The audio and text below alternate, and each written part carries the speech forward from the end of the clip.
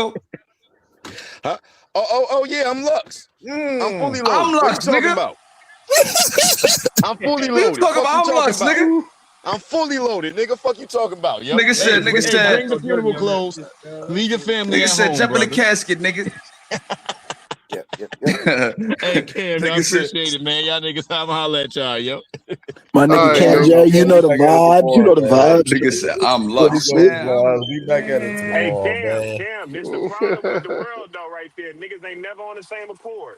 It's always Yo, you see it's Phase? always one nigga that's always doing that It's shit. always that one nigga. And that happens to be Sin. Nigga can't even stand up. Nigga can't even defend. Nigga can't even defend Yeah, I ain't gonna lie. The whole live nigga sitting there and say nothing. As soon as we mentioned Michelle Obama, this nigga start. Yeah, that nigga, fuck that nigga. Yo, Sin, what's wrong with Sin, man? What is this nigga talking about? What is this? What is this supposed to be The about? propaganda machine is wild, dog. This nigga's out here to really hold on, what is he saying right here? He's talking about they about to discount. This nigga's out here to really fuck with Is that a veiled 2 cents this? What the fuck is that? This nigga think he Jay-Z with the subliminal dishes, man. Shoot that nigga too, man. What the fuck is that? Yo, y'all seen shot this? Man. Yeah, like what the fuck is that? Like the fuck kind y'all of seen shot is this? that? Like say yo, Cam done him. Yeah, shot this. Got them bugs, done them. Motherfucker ain't made it. Hey, Preem, motherfucker ain't made a comment the whole show and then pop out towards the end of the show to throw a shot at sis. What the hell is that, bro? That's some. Hey, these niggas hate women, bro. Motherfuckers ain't saying shit the whole show. He ain't saying shit the whole show. That's what your 2 cents is worth. You're not gonna have a penny no more. Like what? Motherfucker, 2 cents got some haters out here. Yeah, they don't like 2 haters cents. on the YouTube streets, man. You'll have a nigga bounce out and just say some crazy shit, and then all the niggas will be like, you know what, that's wrong. And it'll be one black nigga to be like, you know what, that was good. He should have said that. Yep. I don't be understanding that type of shit, man. What's going on? That's what this dude is a known racist. This nigga, if you follow that same fighter, he's been doing racist shit. That's He just randomly did 2 cents out of nowhere. Dave Chappelle in the Ku Klux Klan episode. Motherfucker made a comment the whole show, bro. Like that shit be weird, bro. Like, you know them damn. No, we got trolls up in the audience now. I'm trying to figure out where everybody mad. Trolls in the chat, yo. Trolls in the chat. All in the chat. Salute to y'all though. Now listen, y'all come to 2 cents after dark. dark. So we go tap in with sis, man. I'm gonna have the Zupa belt. I'm gonna defend it against Sin. He going in the dirt. Hey, go get that nigga, Preem. Go get that nigga, man. He going in the dirt in my Earl voice. Your Earl voice, yeah. I'm gonna put his ass in the dirt. All right, Cam. All right, all right, man. Peace, fellas. All right, y'all. All right, Cam. You already know the vibes, Brody. You already Peace know. and blessings. All right. Shell Moore, Dr. Carpenter, y'all boys coming on when I'm shutting it down, man. I'm about to shut it down now because we're going over to the Jag Queen. We're going to Jag Queen. Yeah, man. Salute to y'all, man. Hey, this was another fucking movie today, man. Y'all know the vibes, man, for sure, man. Appreciate y'all today, man. All the love and support today, man. My dog D Lynch, my brother D1, man. You know what I'm saying? Sponsoring the show today, man, for sure. And we're gonna be back at it tomorrow, man. We're gonna be back at this thing tomorrow, man. Make sure y'all definitely tap into the content we dropping, man, on the channel, man, for sure. We definitely staying active, man, for sure. And we're gonna be back at this thing tomorrow. Everybody go tap in with my sister, Jag Queen Boxing, man. Live right now. About to interview MVP signing Sharetta Metcalf, man, right now, man. So I'm about to go over there and tap in with sis. I'll see y'all tomorrow. Love y'all. It's peace.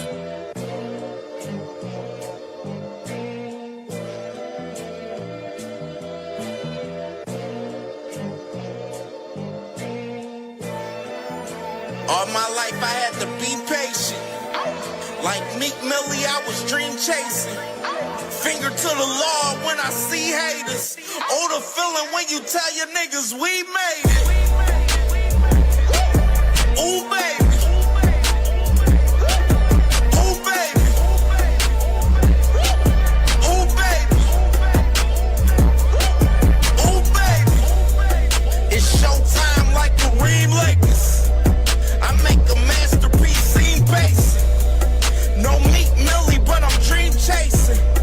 Took the shortcut like Anita Baker. I want the bright lights that you see in Vegas.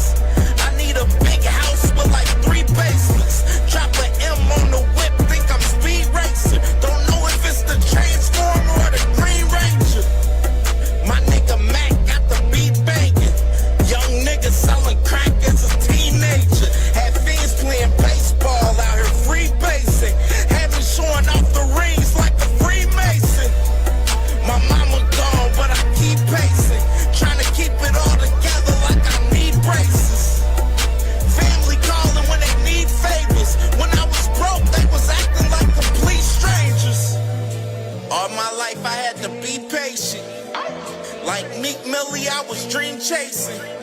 Finger to the law when I see haters. Oh, the feeling when you tell your niggas we made it. Ooh, baby. Ooh, baby. Ooh, baby. Ooh, baby. Rest in peace, the Nippy was the street savior. Got my credit right now, I need acres. Gotta turn your dirty money into clean paper. Trying to own a franchise without a key player. I go through hoes like I weave laces. Tree blazers, let they mama noodles be flavored. Meat takers that be acting like the sacred. You bust in, you would think they on their knees praying. Then I slide like a screensaver. When I'm done, make some scrambled eggs, cheese bacon. Then it's on to the next, I ain't a speed dater. Little bitch ain't gon' hear from me till weeks later. I don't see no things changing. Kids still dodging bullets like they seen Matrix. These young niggas really need saving, but OGs won't teach them that the street's dangerous. All my life I had to be patient. Like Meek Millie, I was dream chasing. Finger to the law when I see haters. Oh, the feeling when you tell your niggas we made it.